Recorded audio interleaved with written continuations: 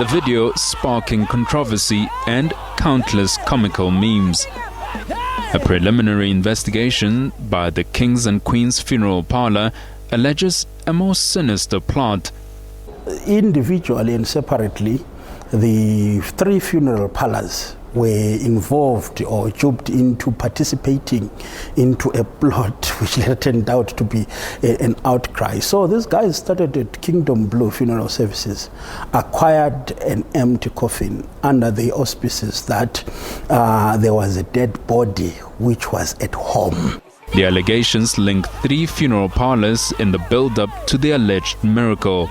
Using a private condom, they decided to put on stickers belonging to Black Phoenix Funeral Services.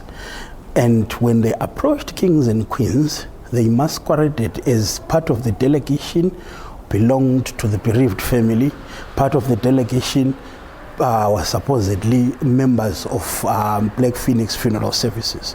So when they spoke to Kings and Queens, it was more like business associates speaking to one another, whereby Black Phoenix Funeral Services was asking for the services of a hearse. After acquiring the hearse, the delegation is said to have made several stops before arriving at the church. When the car actually left the Kings and Queens Funeral Parlour, they stopped in Newville and later on in Bramley. But at that point in time, by the time the car left our premises, there was no corpse, there was no body. And it seems the pastor's legal woes are only but beginning. A representative from a funeral parlour that is based in Johannesburg went to GP police station on Monday. They opened a case, and yesterday again a representative from a team that called itself Citizens of South Africa, they also went to Bramley. They opened a case. North of Johannesburg, Bishop Eli Mgodiri has opened a case of organized crime and fraud against the pastor. What is your name? In a statement, Alleluia Ministries has rubbished the allegations, saying they amount to a witch hunt. While the church embarks on damage control, the search for the man who rose from the dead continues. Where is Brighton Moyo?